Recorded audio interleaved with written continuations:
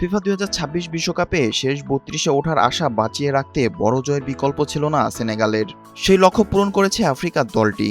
টরন্টোর BMO ফিল্ডে ইরাককে ৫-০ গোলের বড় ব্যবধানে হারিয়ে গ্রুপ পর্ব শেষ করেছে সাদিও মানের দল।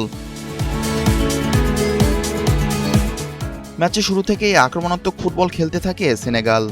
চতুর্থ মিনিটেই এগিয়ে যায় তারা। কর্নার থেকে আবদুল্লাহ শেখের হেডে তৈরি হওয়া সুযোগে কাছ থেকে বল জালে পাঠান হাবিব দিয়ারা।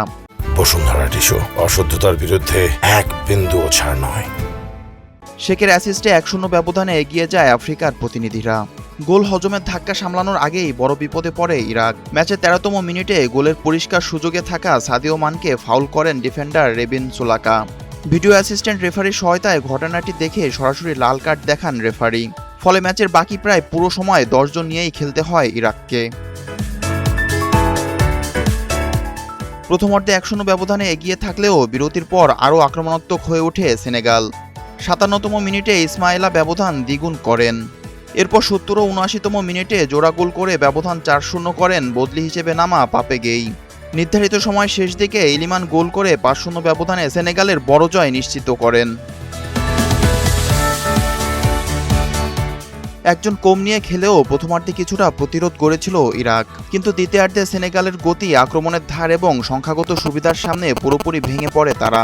সাদিও মানে গোল না পেলেও পুরো ম্যাচে আক্রমণ ভাগে দারুণ প্রভাব রাখেন এবং প্রতিপক্ষের রক্ষণকে চাপে রাখেন।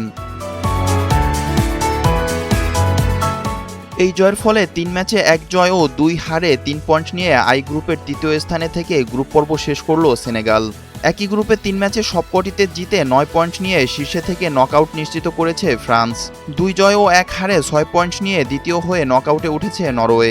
অন্যদিকে টানা ৩ ম্যাচ হেরে কোনো পয়েন্ট ছাড়াই তলানিতে থেকে বিশ্বকাপ অভিযান শেষ করেছে ইরাক। তবে সেনেগালের ভাগ্য এখন আর তাদের হাতে নেই। ৫ গোলের বড় জয় তুলে নিয়ে গোল ব্যবধানে উন্নতি করলেও শেষ ৩২-এ জায়গা করে নিতে হলে এখন অপেক্ষা করতে হবে অন্য গ্রুপগুলোর তৃতীয় হওয়া দলগুলোর ফলাফলের দিকে।